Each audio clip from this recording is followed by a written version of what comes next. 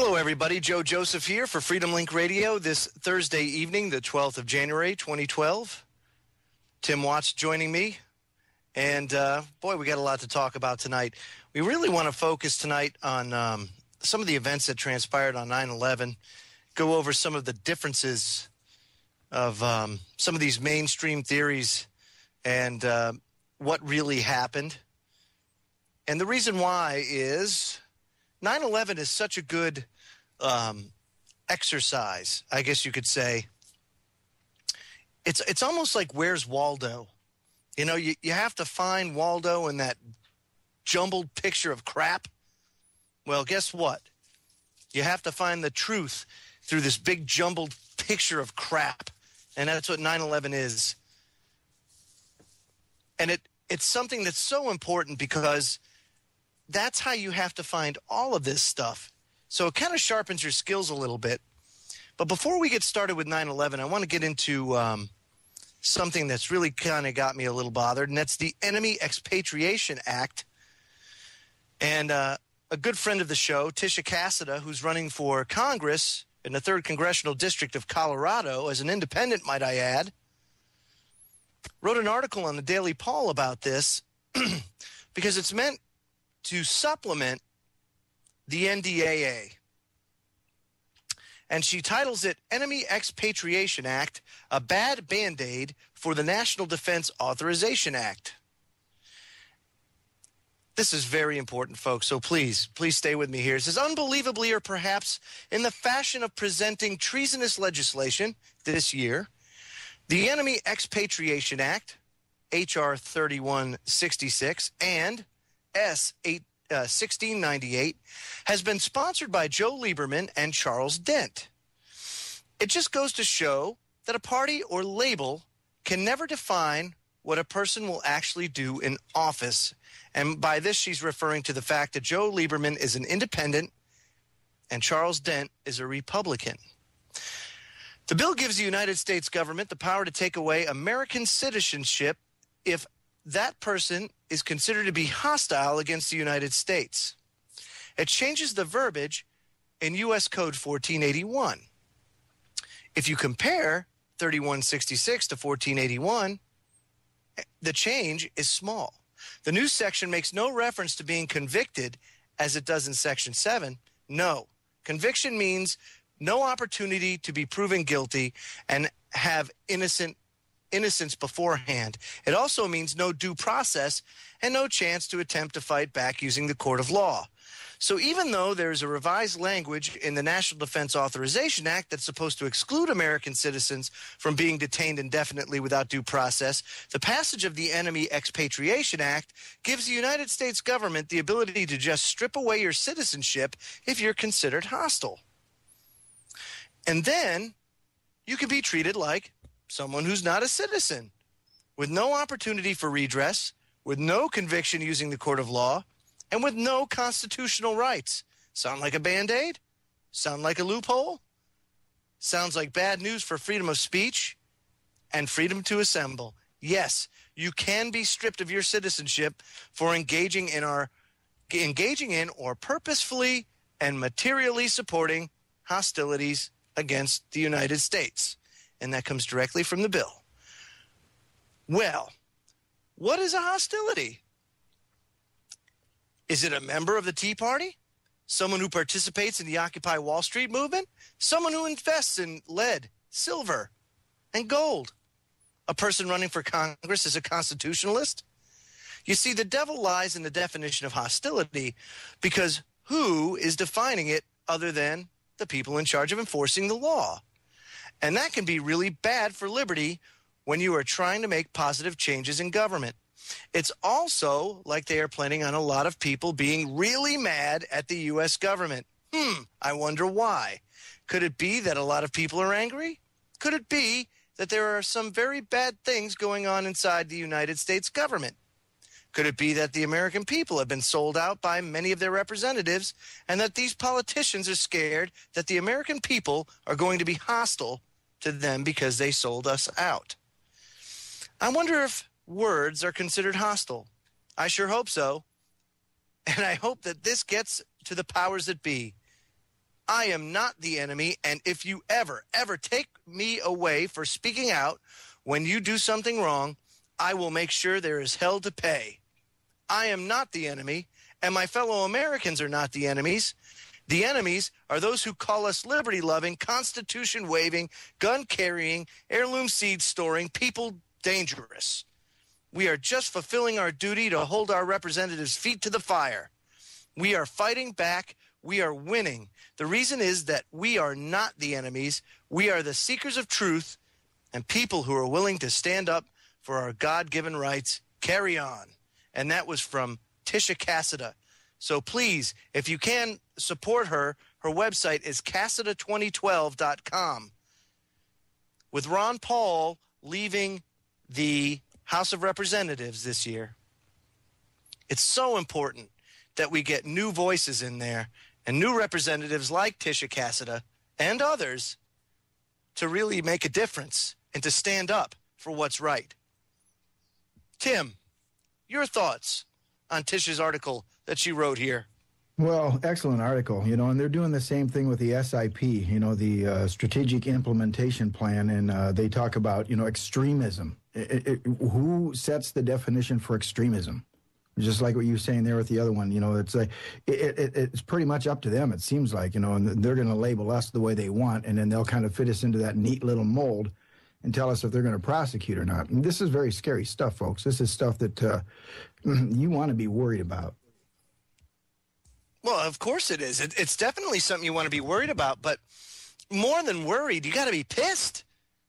I mean, this is crazy. You do a radio broadcast where you speak out against some of the things that the government's doing, or you participate in a chat room where they're watching you. Where and guess what?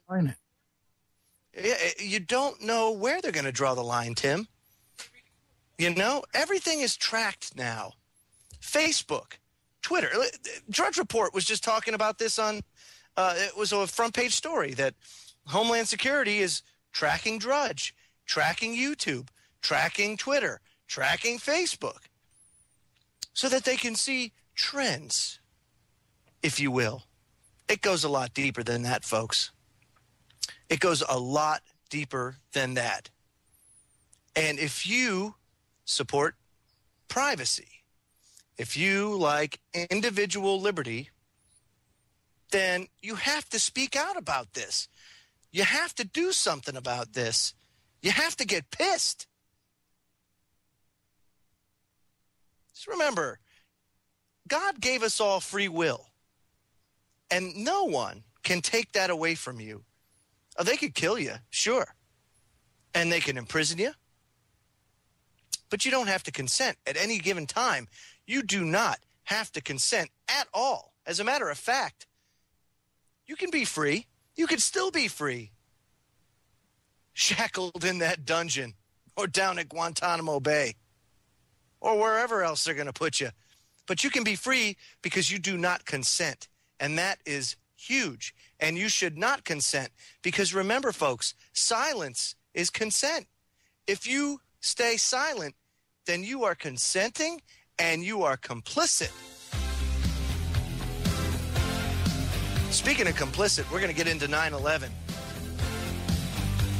81% of the American people in 2006 that were polled by the New York Times said there was something wrong with 9/11. But do you see 81% of people talking? We'll be right back, folks. Welcome back, folks. The email address is thefreedomlink@centurylink.net. That's the Freedomlink at CenturyLink.net. We'll be taking your calls in hour number 2, so please bear with us. We just have a lot of information to get through.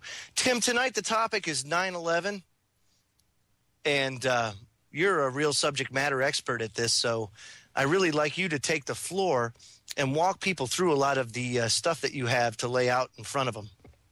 Finishing up Conspiracy Week. What a week it's been, Joe. Sure Yeah, has. and 9/11 is the big catalyst that is people need to pay attention to. You know, if you haven't paid attention to it by now, please pay attention to it, because it's the reason why everything is happening. It's the genesis, it's the catalyst for everything that's going on right now in this world, moving us towards this new world order, which is nothing more than rule by the rich. And I don't think anybody wants that. I know I certainly don't want it, and I know Joe doesn't want it. But No. 9/11, that day, that was probably one of the most horrendous things that will ever go down in history. We've had a lot of bad events happen, but again, this one started a chain reaction that bad events for this country that people need to be aware about. Now, when those buildings went down that day, we talked about it the other night, the first thing that comes to mind is the speed, you know, with which those buildings dropped. 110 stories that fell, you know, in 9 seconds for one building, 10 seconds for the other building. And in that morning, I got my stopwatch out immediately and I did the math. And I thought, my gosh, this is controlled demolition, because, you know, it goes against cause and effect. It goes against the natural laws of nature. You know, 110 floors, when that 110th floor falls, it has to hit the 109th floor. And then that has to, you know, the weight has to build up to when, you know, it might become structurally compromised, and then it falls onto the 108th floor and likewise onto the 107th floor. But the thing about architecture and buildings is they overrate these buildings. You know, they expect these things possibly to happen, and if they do, they want to compensate for that. But when you saw these buildings come down 110 floors, just boom, boom, boom, boom, boom, boom, boom, all the way down in 9 to 10 seconds, and then you do the math as I did, and you find out that that's 12 floors per second. 12 floors. And again, you know, it's the analogy I use is just say to yourself, 1,000. 1,000. In that time, a 12-story building collapses from top to bottom. That is absolutely physically impossible. You know, and World Trade Center 7 is the one that a lot of people like to key on because it was never hit by an airplane. And it fell in roughly 6.5 seconds. Again, you know, a controlled demolition. Perfect, straight down, didn't tilt to the side, didn't fall forward, didn't fall backwards. They all came down right in their footprint. And you just have to ask yourself, folks, how does that happen? You know, we've all seen enough controlled demolitions in our life now to realize, you know, when you see this happen, that this is exactly, you know, what was taking place on 9/11. 3 skyscrapers drop at near free fall speed perfectly into their own basements all on one day. And it's never happened before. Never, ever in the history of, you know, architecture and large story buildings. And kerosene and office furniture are incapable of creating temperatures hot enough to melt or soften steel. And the reason I mentioned kerosene is because they equate that as probably the closest to the jet fuel. It's just not one of those things that can burn that hot to melt steel. Now, I know the government's tried to bend the truth on that. They actually tried to argue down the temperature that steel bends at, Joe. They said that it would actually melt more at 2,500 degrees Fahrenheit, and scientists say, oh, no, that's not right. It's 2,800 degrees Fahrenheit. But, you know, the government did everything they could to try to knock that number down just so they could leave some plausibility in there for why these buildings would fall. But if just the free fall speed alone doesn't grab your attention, take a look at a building that caught fire after 9/11, and that's the Madrid Windsor building in Spain. That building burned 21 straight hours, and it was a friggin' torch from the bottom all the way to the top. You really have to look at some of the photos. Do a search for the Madrid Windsor Tower, and when you see this Roman candle burning from top to bottom, you're just going to be amazed if you've never seen this building. Now, again, World Trade Centers 1 and 2, these buildings didn't burn for more than 10 to 20 minutes, Joe. I mean, these fires were out very quick. You know, you could tell by the smoke. It was oxygen starved. So, and the second hit, most of the fuel exploded outside the building. So there was very little fuel to be inside the building burning. So these fires burn, you know, again, 10 to 20 minutes, and yet, you know, the buildings fall in 57 minutes. You know, World Trade Center 2, that was the second tower hit. it fell in 57 minutes. That's the total duration that building stood. Now, are you kidding me? That entire building was compromised in 57 minutes to where it would fall? And considering that there were no fires taking place anywhere else in the building, how is it that this happens? You know, you've heard all the excuses about, well, you know, the steel was heated up enough to where, you know, it buckled. Well, where? You know, there weren't any fires, you know, burning out of control. So this is just an implausible excuse. It's just something that can't happen. World Trade Center 1, that's the first tower hit. It burned, you know, again, 15, 20 minutes. It fell, you know, roughly 142 minutes afterwards. But again, you know, you've got the Windsor Tower that burned 21 straight hours like a raging inferno. And this building never fell, folks. And the other thing about it that's very interesting is this building was driven by arson. And my take on that is somebody wanted to prove a point about the World Trade Centers. You can actually see, if you watch the video, some lady was at a hotel across the street and she took video of the building. And you can actually see people going from floor to floor during this raging inferno. They were actually setting the fire accelerants in there to make this fire burn hotter. So, and then, you know, an interesting thing about Windsor, a side note, is after they have that event, you know, what happens to Spain exactly 30 days after, you know, you have the Madrid train bombing. It was, to me, almost like somebody sent a calling card to the folks in Spain, like, you know, this is what you get when you try to rat us out. But no, that's for sure. You know what else is interesting when you talk about the fires and the fact that, you know, at 2,732 degrees, the Windsor building there didn't fall. And that burned for, what was it, 21 hours straight, I think it was? Yeah. Is that right, Tim? Yeah, so, I mean, you have that, but what's interesting to me is when you say that the building fell within its own footprint, it did, most certainly 1 and 2 and 7. They did fall within their footprint, but there was two things that was very strange about that collapse, and that's the surprising lack of debris, number one, and number two, the surprising lack of seismic activity for two 500,000-ton buildings falling at free fall speed and not damaging the bathtub underneath, which you would think with all that weight and all that force coming down, that thing would be toast, especially after the fact when they had these big cranes rolling in. They had to make special accommodations because when these cranes started to roll in around the area of the bathtub and the slurry wall, the cranes started damaging them, but not the buildings falling. And if you want to use a parallel to that, the King Dome. The King Dome registered as a seismic event.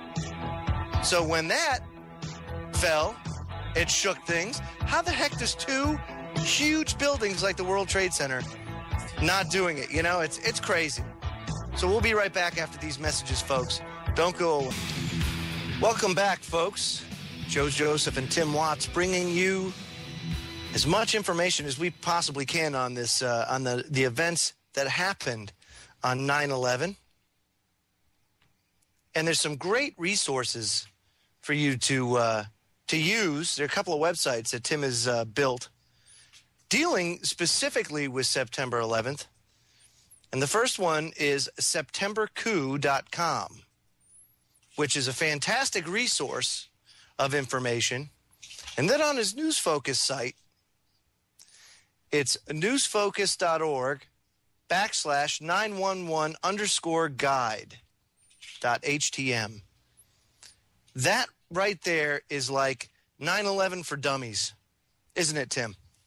Yeah, and that's exactly what I made it for. And actually, it's a / newsfocus.org/911_guide.htm. And that's exactly what I did, Joe. I tried to make it 9/11 for dummies, for people, newbies that hadn't been, you know, involved in 9/11, so that they could actually go see the facts of what actually happened. And there's some great videos there. You can see Zero. You can see all the Dylan Avery stuff. just a lot of stuff for people that want to take a look at 9/11 and find out, what really happened that day. A lot of questions, do we have all the answers yet? A lot of people, we talked about this earlier. A lot of people try to say, well, the 9/11 truth movement has to prove everything. We don't. We don't. We've proved enough already. There is enough out there. When you look at this 9/11 guide page, you'll see the 9/11 truth movement, God bless everybody involved, has done just a tremendous amount of work and revealed an awful lot. We've raised enough reasonable doubt right now, and so it's up to the investigators, and that's what we're asking for. No one says we have all the answers, but we've raised enough reasonable doubt, a mountain of reasonable doubt, to where we should have a new independent investigation. Not an investigation that's fraught with, 6 or 7 Council on Foreign Relations members, which is what we had with the 9/11 Commission. That thing was just a fiasco from the start. But nevertheless, folks, look into it for yourself, and you're going to find a myriad of things that are unexplainable or certainly don't add up to the government version of what happened that day. So I think the 9/11 Truth Movement has done an admirable job of pointing out all the incongruities of 9/11, and believe me, there's a ton of them. So to get back to the World Trade Center fires, not only did we have the Madrid, Spain, Windsor building that burned 21 straight hours, Joe, but we also had this building in China, the Chinese BTCC building. That one burned for 6 hours, and you can see both of those buildings on the September coup page. But the Chinese building, that burned from top to bottom also, just like the Windsor building. And it was just a raging inferno. I mean, folks, when you see these pictures, your mouth's going to be agape. You're going to go, holy cow. And when you see those, think again about World Trade Center's Towers 1 and 2 and realize that they never, ever burned anything like this. Nothing at all close to this. So these are a couple of the biggest things that stick out to me right away about 9/11 that, that you just can't explain. But you've got so many other things. We talked the other night in our conspiracy show about the Norman Mineta quote, and that one is very, very interesting because he talks about Dick Cheney being in the Presidential Emergency Operations Center deep below the White House, and they're tracking the object, and I say object because, nobody knows if it was a plane or a missile, although I lean towards missile. But they were tracking this object from 80 miles out. Anywhere from 80 to 50 miles out. And the young man would come in the room and he'd constantly say, well, the plane is, 50 miles out. The plane is 30 miles out. When he got down to the plane was 10 miles out, he says, does the order still stand? And the vice president whips his head around, and says, of course the orders still stand. But yet the plane wasn't shot down, or the object wasn't shot down. Now, we mentioned, with 1960s missile ballistic technology, that thing could have been taken out of the air easily. You've got to ask yourself, folks, why wasn't this object shot down if they're tracking it from out? They have all the technology in the world to do that. And here's another question that I like to ask is, why the hell didn't Cheney call upstairs and say, hey, evacuate the Pentagon? Get some people out of there, get some people to safety. But, there is no evacuation. They left those people to die. And that's a horrible thing to say, but I'm sorry, it's a fact. It's the truth, Tim. Well, the truth is that, and the truth hurts, to say the least. It's unbelievable what happened that day, but the truth can't be sugarcoated, and people need to understand just how disconnected with humanity these demons really are, and that's what they are. They're demons. To let people just die needlessly like that is absolutely insane, but it had to happen in order for the plan to go off. And, to Cheney and all of these other non-representing representatives that vote for illegal wars all the time, all these people are a number. That's really all they are. If that, They may not even be as important as numbers to them. Useless eaters. That's what they're called. And to them, they're just doing their job, just cleansing the freaking gene pool. But go ahead. Well, and it's it's just a few people, too. People would be surprised when they understand what a small group of people can do if they're in the right position of power. And it doesn't take the entire government to pull this off. It just takes a few people, to mess everything up, and they can pull off anything, which is pretty apparent, when you look at 9/11. There are so many things, I tell you what, my head spins. I'm just trying to think of which ones to bring up first. One of the glaring things that happened that day is all the war games that were taking place on 9/11. Now, they talked about 4 significant war games that were taking place, but they've said now that there were far more than 4 war games, going on 9/11. So what are the odds? What are the odds that the United States government is practicing to stop terrorists on 9/11 and then 9/11 happens? Seriously, you just got to stop for a moment, folks, and say, Tim, what are the odds that happens? What about that pilot series on Fox, The Lone Gunman? Oh yeah. Have you? Yeah, I mean, seriously. I mean, let's have a series, and the first show being about a government conspiracy to fly planes by remote control into the World Trade Center with the same flight numbers. Only this show aired 6 months before, in March of 2001. You could go look it up too, folks. Just look up The Lone Gunman on YouTube, and you can watch this pilot series on Fox. It never made it into production. It was just this pilot, and it was done. And how convenient is that? Never made it to be a series. Just like a little message, a little blurb, like, guess what's coming down the pipe, folks? That's how it appears to me, And it's always easier Monday morning quarterbacking because you can't tell what these people's plans really are or what they're going to execute and what they're not. You drive yourself crazy, insane trying to figure all this stuff out. But it's amazing the I hate to call them coincidences, Tim, but it's hard. Welcome back, folks. Just a reminder for those that don't know or maybe just don't remember, we're doing a new podcast now, and that's on the intelhub.com. So you can go there now. Myself and Popeye will be doing podcasts 3 days a week to bring you some more current events news, but hard-hitting and quick, that you can download to your iPod or whatever. It's free, so go to the intelhub.com, and you can download that podcast. Also, visit the AmericanTruthNetwork.com. Fantastic site built by Tim over here, who builds Tim, you're like Truth Vader. That's what I'm going to call you from now on. Truth Vader, yeah. You are, man. You're like the Darth Vader to them, man. We're gonna pray. We're gonna bring them down, and it's gonna be with your websites. Well, all of us, the entire 9/11 Truth Movement. That's everybody that's involved does great work. You and Popeye and everybody here on the network, and everybody out there in the listening audience, folks. You're all part of it, Because Here's the thing, a lot of people that I mention this stuff to, they'll say, "Well, geez, what do we do? What can we possibly do?" The biggest thing that I always say is you can talk. You can talk. You talk to your neighbor. You talk to your people at work. You talk to your family, and you find people and you get them to take a look, because we have to get to that tipping point. I think you mentioned earlier, Joe, we were at that 81% figure with people that really don't buy the 9/11 lie. That was a 2006 poll. And as someone who used to do research all the time, 81%, that's a gold number to be at. You'd think, my gosh, that's the tipping point there, but we haven't had it yet. Because part of that 81% is still just a little bit in the gray area, and you really need to look at this a lot, and it's not anything you can just look at in one night and say, okay, I got it.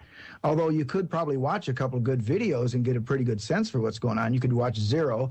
You could watch the Dylan Avery stuff, the 9/11 Loose Change series, which is an excellent series and probably is the impetus for a lot of the truth movement. I mean, they came out early on, and, it was great to get that whole series out there from those guys, Dylan and Jason Burmis and all those guys. So, but there's a lot that you could watch, and then after that, you're just going to have to be diligent about it. You're going to have to keep looking, because I've been doing this for 10 years, and you find new stuff all the time. Other people in the truth movement will tell you something that you might have missed. I mean, there really is so much here to see.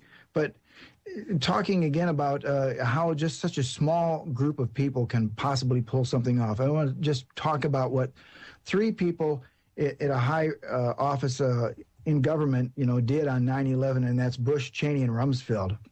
Now, Bush is in Florida in the classroom with the children, and you see Andrew Card come in, and Andrew Card whispers in his ear that the second tower has been hit and America is under attack.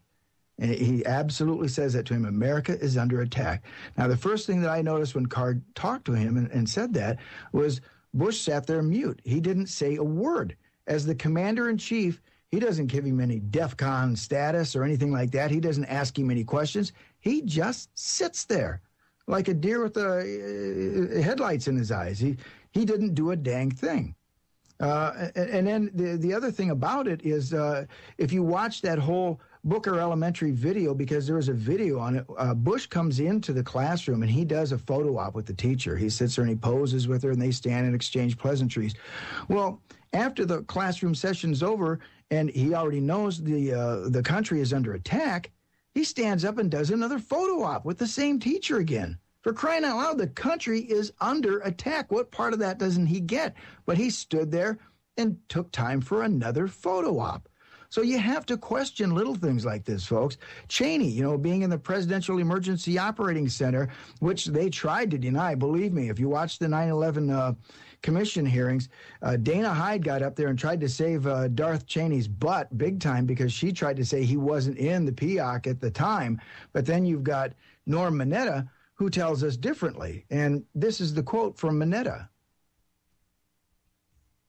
See if that'll play for us. Wouldn't you know? I test this all out. During the time that the airplane coming in to the Pentagon, there was a young man who would come in and say to the vice president, 50 miles out.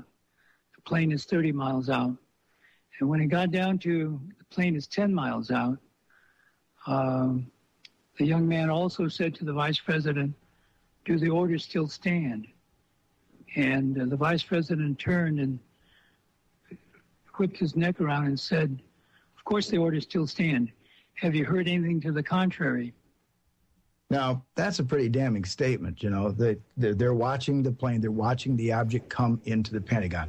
So the 9/11 Commission doesn't question Dana Hyde or Norman Mineta on this dichotomy in testimony. You'd think they'd say, all right, somebody said one thing that Cheney wasn't there, and somebody says another thing, and they don't question it. They never even brought it up.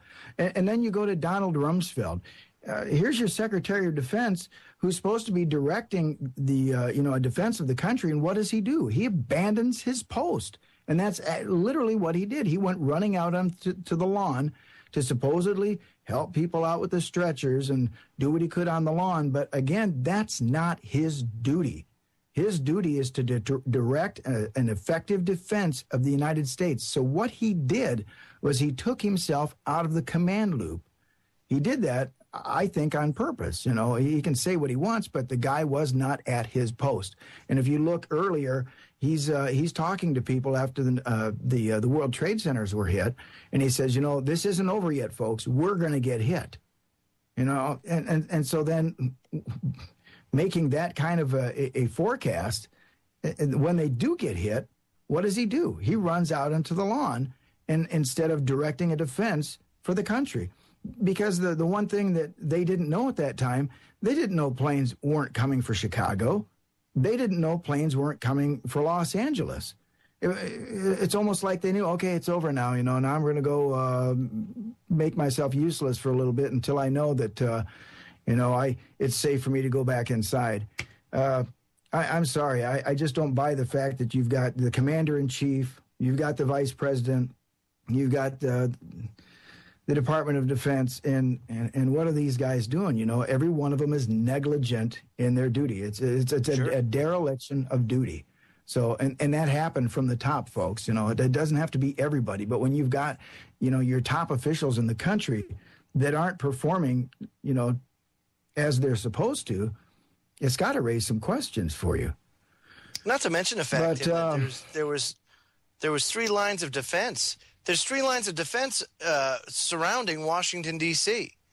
And whatever missile, whatever hit the Pentagon had to have all 3 rings of defense, if you will, because that's what they are, fail simultaneously, which is absolutely, to me, it's impossible. The reason why they had that redundancy was to avoid that kind of stuff, and it just so happened to all fail at the same time. Coincidence. Yep. It's a biatch. And you've got the 2 events essentially. You've got New York and you've got Washington, and not a lot of attention is paid to Washington. People seem to focus on New York the most, but there's a lot about the Washington thing that just doesn't add up. Number one, there are just tons of security cameras, CCTV cameras that are all the way around the rim of the Pentagon. If you zoom in on the Pentagon, you can actually see these things. They're all over the place. And yet they claim all they could give us was 4 still frames of, an object, which you can't even see in the pictures. All you can see is basically a vapor trail or some sort of, little cloud. And then there's this huge explosion. And they absolutely have video, Joe. We know they do. They confiscated the video from the hotel across the street. They did release that, right, but it was so obscure and, so far away, it really didn't provide any substantive, video for us to look at and examine. They went to the gas station across the street. They stole their video. I mean, they stole all the video. They actually stole the Department of Transportation video from Virginia also, and none of that has been released yet. And also, they not only in New York, we talked earlier, they made the 9/11 emergency tapes classified, but they also did that in Washington also. So why are you going to classify the dispatch tapes with firefighters or emergency officials talking back and forth to each other? Because they're part of the puzzle. They actually tell a story. And in New York, the story that they tell is that the fires weren't burning upwards, into either one of the buildings. The firemen are going from the bottom up, and they're talking about there's no fire. And maybe after the break, we'll play some of those, Joe. But that's the obvious reason why these videos were classified, because they disprove the government point. When you listen to them, it's immediately apparent why they classified them, because you just hear these firefighters talking all the way up. Well, is there any fire up there? No, I don't see any fire. Well, let me know when you see fire. And where they do have fire is on the 78th floor, and they talk about just 2 isolated pockets of fire that can be taken out with 2 hoses, 1 or 2 hoses. It didn't sound like any big deal to these guys, just 1 or 2 isolated pockets of fire. We can get those. But again, it's not the whole building. There's nothing to burn that building and undermine that structure. So Once you listen to the firefighter tapes, the FDNY dispatch tapes, you realize, holy cow, this is all a big scam. They think the American people are absolutely stupid. Well, the American people are absolutely stupid on the whole, but we're not. And next hour, we're going to play some audio of those firefighters, and we're going to take your call. So stay tuned. Welcome back, everybody. It's hour number 2 of Freedomlink Radio. I'm Joe Joseph, along with Tim Watts from the AmericanTruthNetwork.com and NewsFocus.org and a September coup. And, boy, you got a lot of websites. My wife says I have far too many. Yeah, I agree with her, but at the same time, I don't. Well, whatever you can do to get the word out, and that's what I like to do. There's no advertising on these pages. I don't get any money from these. I pay out of my own pocket to get these up there, so I don't make a dime on any of these. It's nothing more than just a conscientious effort, to get the truth out there, to get doing your people part. To look at what's going on. Absolutely right, man. But, and I certainly applaud you. Well, I appreciate what you do too, Joe. Do we have time to go through some of the firefighter dispatch tapes? By all means. Because these will show you folks, exactly why they classified these tapes. Because, again, they undermine the official story. There is nothing to bring these buildings down. There is no top-to-bottom burning inside like we saw with the Windsor Tower or like we saw with the China BTCC building. Nothing at all like this. So here's the first audio. It's just a very short clip. It's the FDNY working their way upwards from, the bottom floors to the top. Hazmat 1 of Battalion 7. Hazmat 1. All right, we're in Stairway B, Tower 2 on the 4th floor. Tower 1, King. Tower 2. Battalion 9, Battalion 7. Battalion 9. Warrior, I couldn't find a bank to bring me up there any higher. I'm on the 40th floor. What can I do for you? We're going to have to host it. I'm on 69 now, so we need a higher bank, King. What stairway you in on? Center of the building, boys. Okay, so far they're working themselves up from the bottom and nothing big. They haven't seen anything. And here's one now where they talk about they're getting a little higher. Some of the stairway walls have been compromised, but they say there's no smoke or fire. Battalion 9 to Battalion 7. Anyway, these stairway walls have been compromised on 73 and 74. No smoke or fire problems, okay? Okay, 10-4. And they work their way up even farther yet. Once again, they talk about walls being breached. Again, no smoke or fire. 1-5 to Battalion 7. All right, 1-5. What do you got up there, Chief? I'm still in boys stairway, 74th floor. No smoke or fire problem. The walls are breached, so be careful. Yeah, 10-4. I saw that on 68. All right, we're on 71. We're coming up behind you. 10-4. 6 more to go. Let me know when you see fire. Now, did you catch the last part there? Let me know when you see fire. These guys have been working their way up from the bottom all the way up till they can get up to the 78th floor where, they actually had some activity up there. And they say, let me know when you see fire. This is why they didn't want you to listen to these tapes. This is why they classified these. Now, here they are. They're getting up to the 78th floor, and you've got a fireman that talks about, okay, they've got 2 isolated pockets of fire. And they don't sound very alarmed about this, folks. Just 2 isolated pockets of fire can be taken out with 1 or 2 hoses. Hey, Ryder, folks, 1-5. We got 2 isolated pockets of fire. We should be able to knock it down with 2 lines. Where you know that? 78th floor, numerous 1045 cold horns. And one more now that also says pretty much the same thing. Battalion 7, Ryder 1-5. 1-5. I'm going to need 2 of your firefighters. Adam, stairway to knock down 2 fires. We got a house line stretch. We can hit some water on it, knock it down, okay?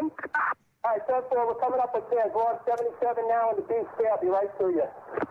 Again, not like they're really alarmed. Get some water on it, knock it down. It's not like this is this raging inferno up there. And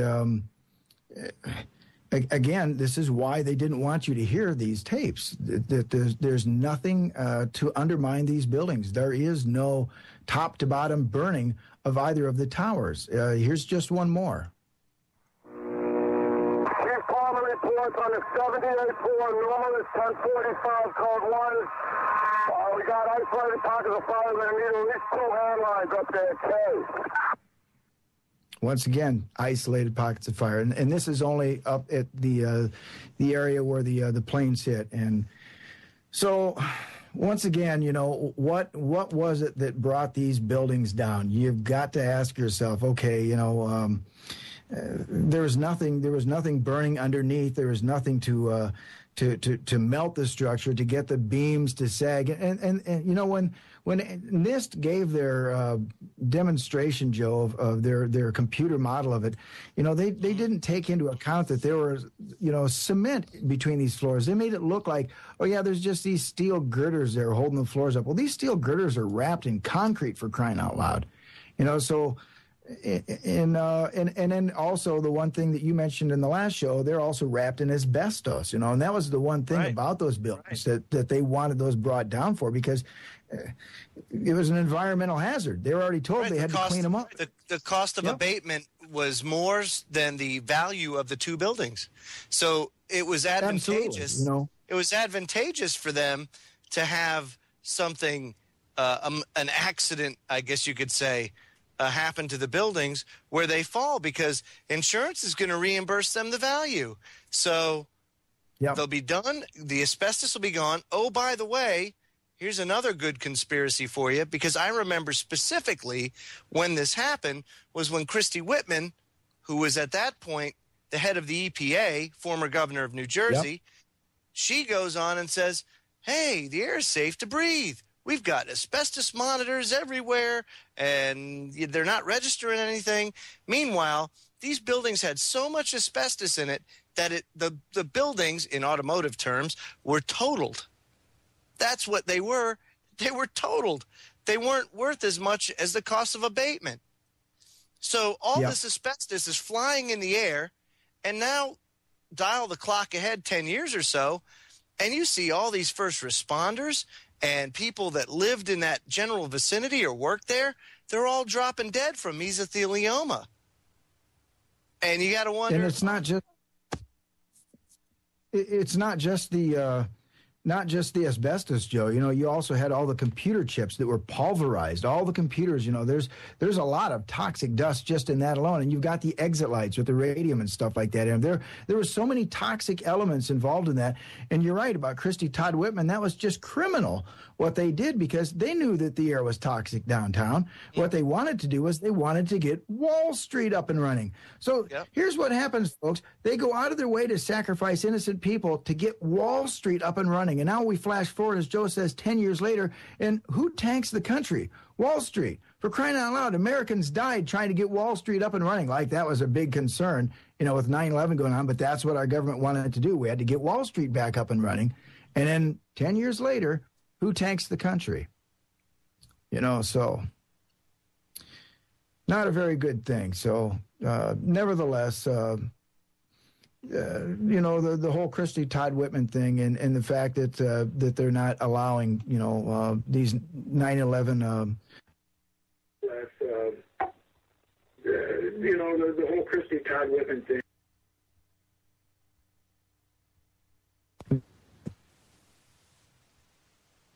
I certainly do agree, Tim.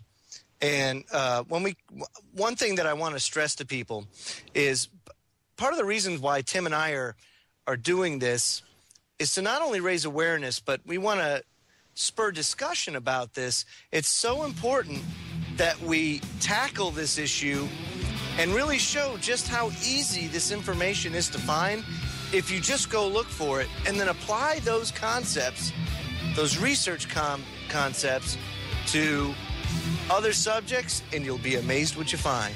We'll be right back after these messages, folks. Don't go away.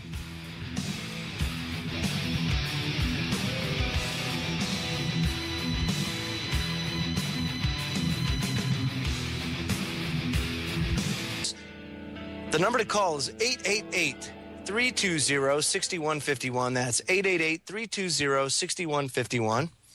Call in if you want to sound off about 9/11 and the events that happened that day. If you have any new information that we may not know about, we'd be glad to hear it. That's 888-320-6151. So, Tim, one thing that was kind of interesting is the fact that in this bunker, at the same time Mineta was warning the vice president, there is his wife, who just so conveniently there at the same time. And that's what really bothers me, you know, is that you have this type of stuff going on. It's crazy, you know. It bothers me to say the least. But phone lines are filling up, so let's go to the phones.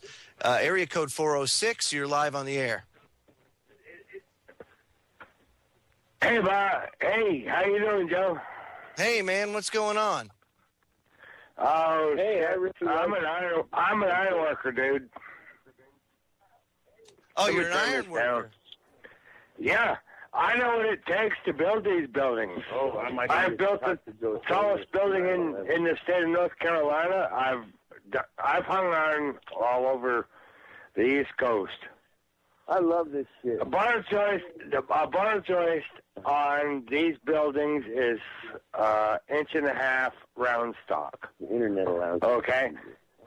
Are you there? I'm here, man. I'm here. Go ahead. 1.5 inch round stock. I hear an echo or something. Anyway, it takes a lot more than kerosene to melt an 1.5 inch thick bar joist. Focused heat. You'd have to have 1 million friggin' torches concentrated on these bar joists to take the deck down. Okay, bar joists support the deck. What they do is you have structural steel I-beams. We can go online and that I keep hearing voices. Wow, that sounds like a personal problem. Yeah, I do. No, serious. I hear something that's weird. I do. It's like, I'm hearing them what am I listening to? Anyway, dude, let me get back to this. All right, let me just say what I got to say. All right, you've got a bar joist, which is actually a truss. And on top of that, they lay a deck, which they pour concrete on. And, yeah, that's a lot of weight. But there is no way in God's world that a plane can't even penetrate the structure. Nope. It's aluminum versus steel. Now you're right. I could see. Yeah, I could see how that would be. It cannot penetrate as deep, and they showed it shooting to the other side. This is bullshit. Absolutely. Sorry to swear 100%. on your show, but No, I got so much to say. I know so much about so many things. We are so screwed, dude. But we're not if we keep talking like we do. Yeah, that's absolutely right, my man. And I thank you for the call. I got to keep moving on to different callers, so thank you for the call. And Tim, he made up a very good point. Do you think that a plane could actually go and penetrate the World Trade Center? Well, not just the World Trade Center, but the Pentagon also. And it is a good point, because what are these planes? They're aluminum and they're hollow. They're aluminum skinned. They're hollow airplanes. It's not like it's a solid chunk of iron, flying through the air. These are very fragile objects. I mean, look what happens when they hit a bird in the air, for crying out loud. I mean, they have major problems, Yep. And so to think that these planes could, penetrate the buildings without the wings falling off on the outside, or pieces falling off, or let alone the Pentagon. There's the real kicker for a hollow aluminum skin plane to penetrate 3 hardened rings of the Pentagon, and each of those rings is said to be at least 18 inches of steel reinforced concrete. Now, you think about that plane has to go through the first wall. It has to penetrate 18 inches of steel reinforced concrete. It has to fly through that section of the building, through office furniture and walls and bookshelves and whatever, and then out the other wall, another 18 inches of steel reinforced concrete. Now it has to keep its momentum, fly through the courtyard, puncture another wall, another 18 inches of steel reinforced concrete, fly through that structure, through all its furniture, go back out through the next wall, another 18 inches of steel reinforced concrete, fly through, the courtyard, maintaining its speed, still have the velocity to puncture another 18 inches of steel reinforced concrete, make it through that building, and then finally make its exit hole on the other side. It's just absolutely physically impossible. Absolutely right. Let's go to another call. Area code 708. If you can, turn your speakers down. Hey, what's going on, guys? Hey, what's going on, my man? Hey, I just want to scream something out here about the 9/11 deal, like you said. I was at work, heard about the first one hit. Me and all the boys, we said, hell with everything. Let's go see what's up. We all ran to the TV. Mm-hmm. We were just watching all the updates, and we seen the second plane hit. And it wasn't right, dude, for every reason under the sun. There's a lot of mass there. There's a lot of momentum. And where was all this debris flying out the other side of the building? You know what I'm saying? Yeah. Sure, a lot of it's going to hit the beams and X and Y and Z, but a lot more should have flew out through the other side. So that had me freaking right then and there. And I'm telling you, if there was a lot of souls that really did get their lives lost, something just screamed out to me through the ether, through the universe, just through everything. And there was just something that just raised my eyebrows. And I'm just like, it wasn't right. And I just felt like, just got to stand up.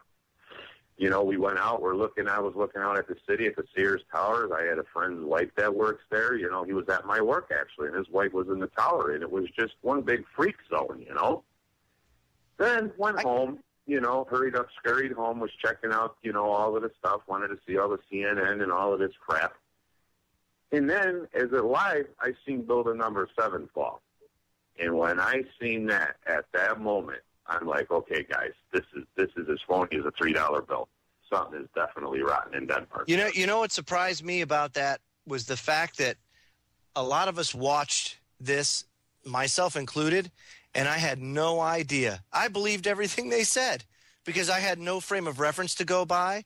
I had no idea what a controlled demolition would look like. It never even entered my head, in the heads of a lot of people out there. So, but do you see just how obvious it is looking at it now? Just how obvious it is? Well, like I say, the moment I came home, and I don't know if it was a little bit before 6 or a little bit after 6, but I was there watching that TV. When I see number 7 go down, I'm like, okay, guys, game's on. Just something ain't right. I work in the trades and this and that, and with force and just everything, and I'm just like, this ain't right. This is not right. And but with that being said, I really don't want to take away from your topic here, but if I can't afford a little time of yours to get something out here, I really got to scream something out, because just like at that moment and that day with people's lives and all of this stuff going awry, and from what I've seen and felt, I'm like, it just ain't right. Something is wrong here. But what I want to scream out here, and I really think it's important coming from Illinois here, because of the fact that I just want to talk about radiation and all of this stuff here. I may be really, really wrong, but I got to get it out of my brain. I have to get it out there, because I believe this is the next big false flag event. And it has a lot of things to do. The story's just a little bit long, but if I can get it out... Hold that thought, and we'll be right back. Thank you. Half an hour left to talk about 9/11. And we could talk about this stuff for days on end, going through each disparity, each piece of the puzzle that just doesn't seem to fit. And that's really what it is, This information is so important to go over and just go over and go over, because every time you do it, you always learn something that you didn't know. And more people band together to try and figure this stuff out.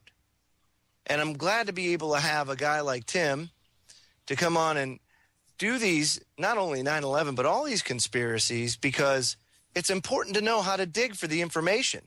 And once you learn how to do this, man, it's a piece of cake. You find out that it's really not too hard to get this information, and then it's not too hard to spread it either. So go ahead, Tim. Where do you want to take us from here? Well, there is so much to 9/11. Joe, we could probably spend 4 or 5 shows on 9/11 and still have subject matter left to talk about. There's that much to the event, folks. And when you start looking into it, you're going to find out, wow. You can just spend day after day after day, and that's literally what I do. It's 24/7. It's been 10 years since that first building fell. And you still come across new stuff all the time. And then essentially what you do is you collect all the puzzle pieces. And since they're not telling us the whole story, you now take all those myriad puzzle pieces and you sit down and you try to put them together. You try to coalesce them into something that's tangible and understandable that, you can wrap your head around. And it doesn't take long before you see the big picture, like I did, I think probably 6 weeks into my research, and realized, my gosh, this was an inside job.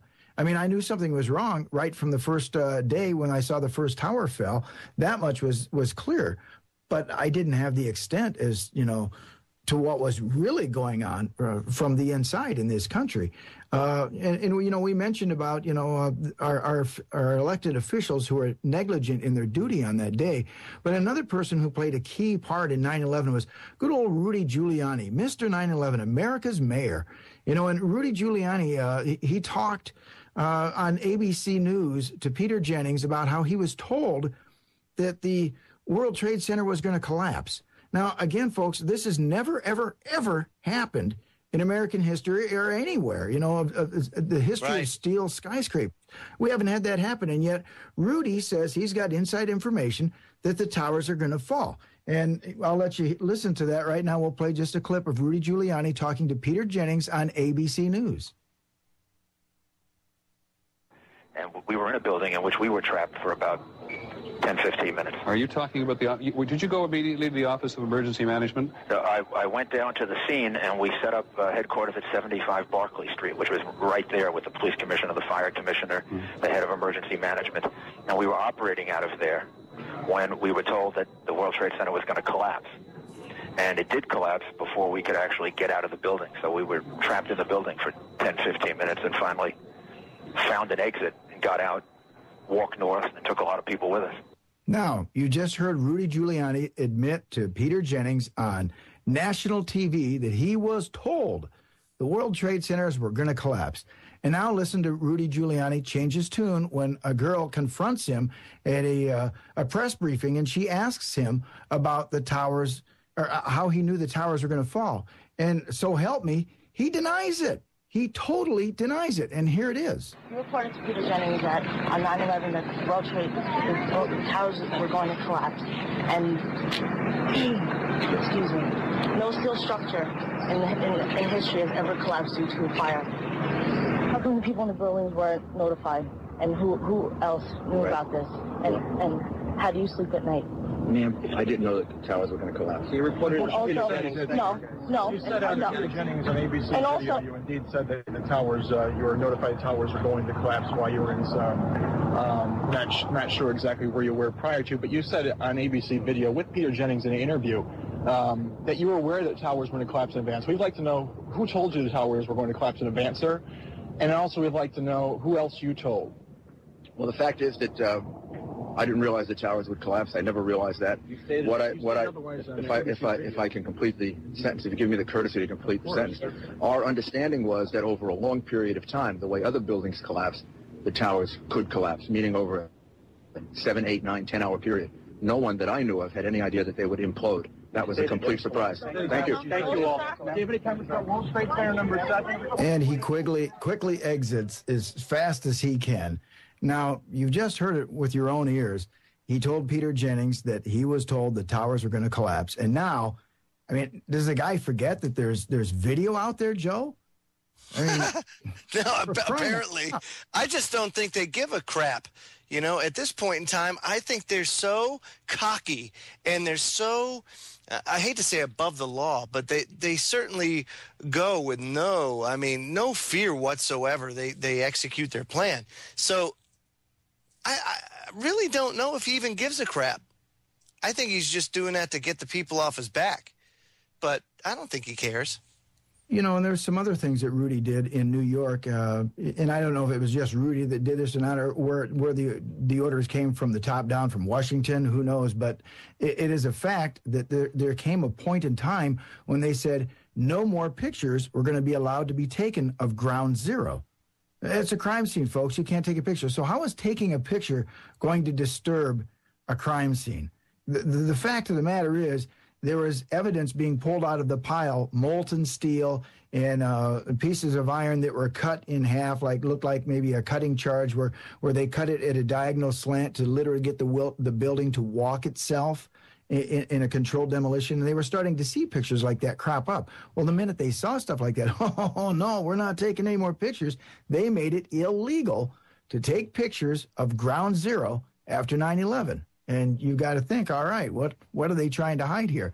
Something else about Rudy that a lot of people don't know about, but after 9/11, it's very interesting that the former police commissioner, Bernie Carrick, who, by the way, was put in place 1 year before 9/11. They decided to change horses on that, coincidentally, just before 9/11. So you got the former police commissioner, Bernie Carrick, you got the former fire commissioner, Thomas Von Essen, and the former Office of Emergency Management Commissioner, Richard Shire, all went into business together. And they also happened to form a company called Bio-1. And you know what Bio-1 did, Joe? They disinfected anthrax-contaminated buildings. They went into the anthrax cleanup business. Yep. And for crying out loud, a shoe business, a car business, but an anthrax cleanup business right before we had the anthrax attacks? I'm just saying. I don't know. There's so many things about this, and then you look at the project for the New American Century, and you know about that. This is a group, a very neocon group. It is the essential neocon group, I guess, and they talked about increasing America's empire and all the things they wanted to do. Yes, as a matter of fact, isn't Dick emphasize the word Dick Cheney? Isn't he part of the New American Century? Oh, it's incredible the number of people that are there. You had 10 members in the Bush administration that were part of the project for the New American Century. 10 of them, and Dick Cheney, you had the vice president, you had Donald Rumsfeld was part of the PNAC. He's the Secretary of Defense. You had Paul Wolfowitz. He was the Deputy Secretary of Defense. You had Peter Rodman, Assistant Secretary of Defense, Elliot Abrams on the National Security Council. You had Richard Armitage, who was the Deputy Secretary of State. Robert Zolnick, the Deputy Secretary of State. You had Elliot Cohen, the counselor to the U.S. State Department. You had good old Scooter Libby, Chief of Staff for Cheney.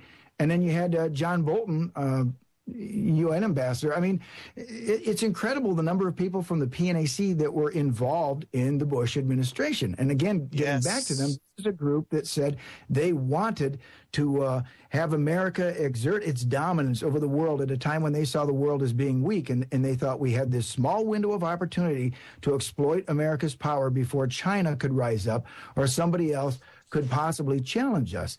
And the thing that they made note of, they said, and this paper was written, coincidentally, 1 year to the date before, well, maybe not the date, but 1 year to the month before 9/11 happened. So in 2000, in September of that year, they published this paper, and they talked about these objectives they wanted to achieve, but nevertheless, they threw a little caveat in there that they said, well, we don't know if we can really get all this through, except for maybe a new Pearl Harbor that just might happen to America. And if a new Pearl Harbor happened, well, by golly, there would be their opening to get through all these goals and these aims of theirs to have a new American century with America at the forefront of the world. And then what happens 1 year later after they publish this paper, we have 9/11. Yeah, imagine that. Unbelievable stuff. Stay tuned, folks. Final segment coming up. You're listening to Freedomlink Radio on the Orion Talk Radio Network.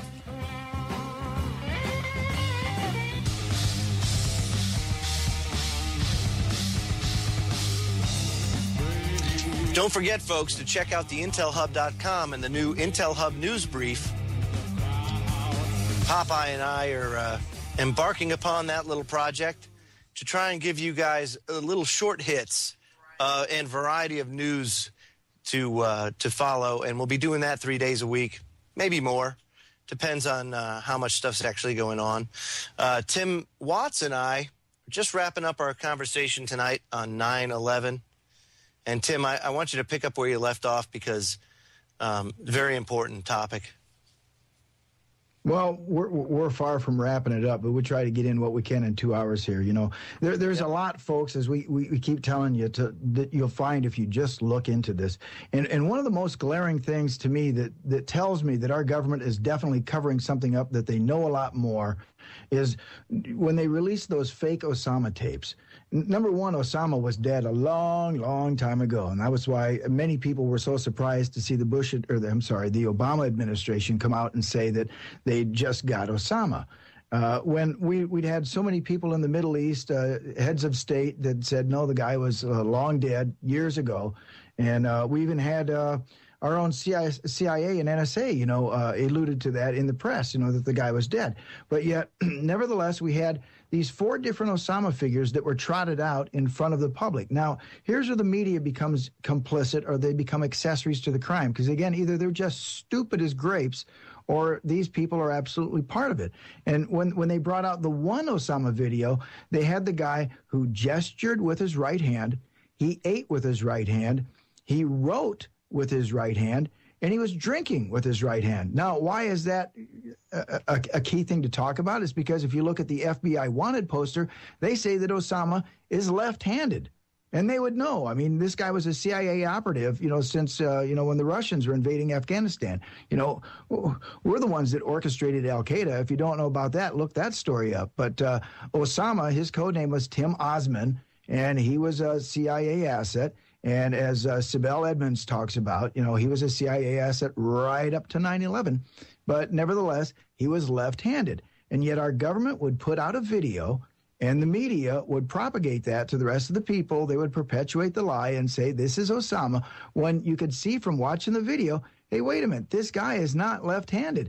He's doing everything possible to show you. And that's why I often wonder about that video, how it got out there. If there's maybe not somebody on the inside that's trying to tip us off, because it was so blatant. The guy he's doing everything with his right hand. He's drinking, he's eating, he's gesturing, and above all, he's writing with his right hand. It was not Osama bin Laden, but yet our government told us so. So really, does that mean everybody in the CIA missed that one? Everybody in the NSA missed that one? And how about all of our intrepid news reporters? Everybody missed the fact that this was not Osama bin Laden. This was just a bunch of bull crap. So just another piece in the puzzle that to 9/11 that just tells you that there's something wrong. And then, of course, you've got the you remember the FAA manager, Joe, that went around, they interviewed all of the flight controllers after 9/11 because they wanted to get everybody's story together. And when they got them all together, there was an FAA manager that went around and he actually collected all the interview tapes and he destroyed them. Every single one of them. And he went out of his way to make sure that nobody could piece these back together because he tore them up, crumbled them up, and distributed them into separate garbage cans throughout the building. Now, who does that? Here's the single biggest event that's happened on American soil, supposedly in a terrorist attack, and they've got all these interviews with the flight controllers that watched over these planes while they're in the air, and this FAA manager destroys all of the tapes. And then, not only that, you've got FEMA that showed up the night before 9/11. That's even bigger, and that was Tom Kenny admitted that on the news. I want to say that was, with Brokaw or Rather, one of those guys.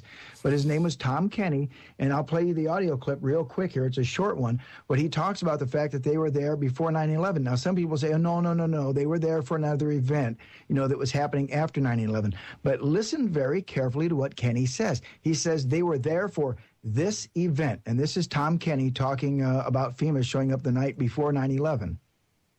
Tom Kenny, a rescue worker with the National Urban Search and Rescue. It's part of FEMA. We're currently one of the first teams that was deployed to support the city of New York for this disaster. We arrived on late Monday night and went into action on Tuesday morning. And not until today did we get a full opportunity to work the entire site. Okay, there's Tom Kenny from FEMA. It's at, so, again, they showed up early, just one more incongruity to 9/11. You think, wow, what are the odds that happens? And then you've also got terrorists that are still alive. The media did find that out. We've got anywhere from 6, some say as many as 9 of the alleged hijackers are still alive to this day. Including the one, you remember they found that passport mysteriously that went through the fireball.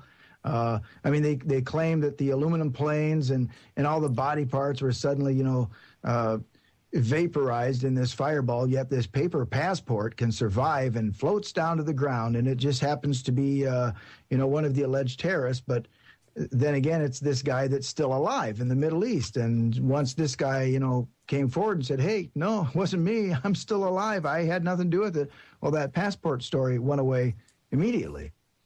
And then another thing, you talk about, things vaporizing in the Pentagon.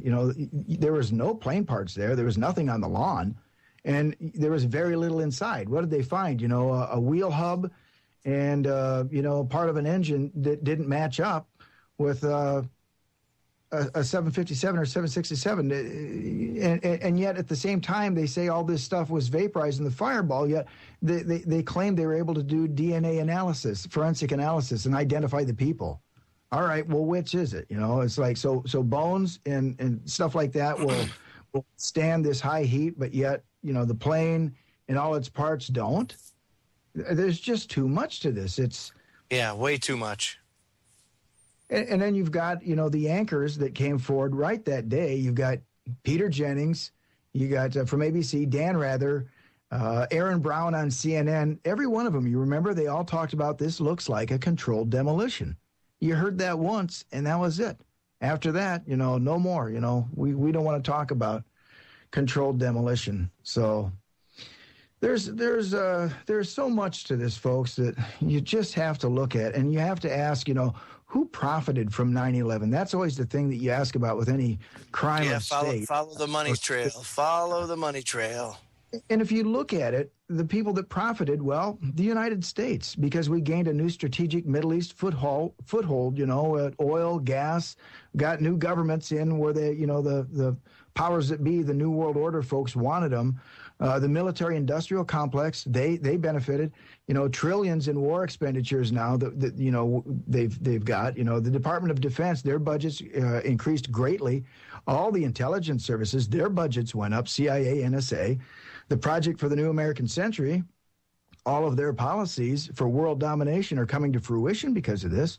You got Larry Silverstein, I like to call Lee Harvey, you know, Silverstein, who he received over $4 billion in insurance money, you know, and I claim he's the fall guy now, because if something ever happens, they'll say, well, here's the guy that benefited, you know, because he came out and said, well, he had the buildings pulled when, you know, then he tried to retract that statement later on and say, well, you know, I didn't mean that. I meant to pull the firemen out of the building, but those firemen were never in the building.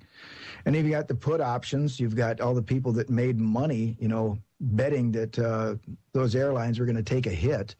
You've got Dick Cheney, Halliburton war profits, Joe. You know, look at all the money that Halliburton made off the war, and Dick Cheney was making money on it. Good Lord, look at how much Halliburton makes off of every crisis. Look at how much they made off the Gulf oil spill. Yeah. And then, of course, you've got Israel in there because the U.S. is fighting all its enemies, you know, and cleaning up the Middle East. So there is a lot of people that profited. If you just take a look, you know, at who benefited from 9/11, and I'll tell you who didn't benefit, folks. If you don't know it by now, it's you. It's you and me and everybody else that's not in a position of power in this country, because they've done everything they can to take our rights away. They did it with the Patriot Act.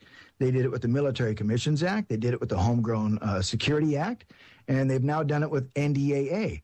And if you don't take a look at these bills and understand what's happening and how they threaten our democracy, our republic, and our Constitution and our Bill of Rights, then, you know, you're in for one heck of a shock, you know, when things finally do fall apart and you go, wow, how did this all happen? Well, because you were too busy watching Dancing with the Stars. And I know that's not all. I don't mean to cast a wide blanket out there, because I know your audience is very astute, Joe, and they're very awake to this. But, you know, it's the rest of the people out there. If we could just get them all to listen to this and to pay attention. So, folks, you know, it is up to you. You have to become a disciple for the truth. And that's what you have to do. You have to walk the walk. And, you know, you have to get out there and tell people what happened. You have to wake them up. And you're going to find some people, they're going to be resistant to it. Well, shake it off and move on to the next person, you know, because each person you enlighten is going to tell somebody else, and they're going to tell somebody else, and they're going to tell somebody else. And hopefully we'll get beyond that 81% of Americans right now that feel that, you know, that our government is not telling the truth, you know, about 9/11. They certainly are. They certainly are. They're not. No, they are most certainly not. Folks, tune into the next episode of Freedom Link Radio, Sunday evening from 7 p.m. to 9 p.m. Eastern. We're out of time, but Tim and I will be back on Sunday. So don't clear those calendars, I guess you could say. And don't miss it. Thank you, honey. Hey, thanks, Joe. Thanks, everybody. Hey, no sweat. Don't forget, check out newsfocus.org and intelhub.com, our new podcast. Until Sunday, take care. Be safe.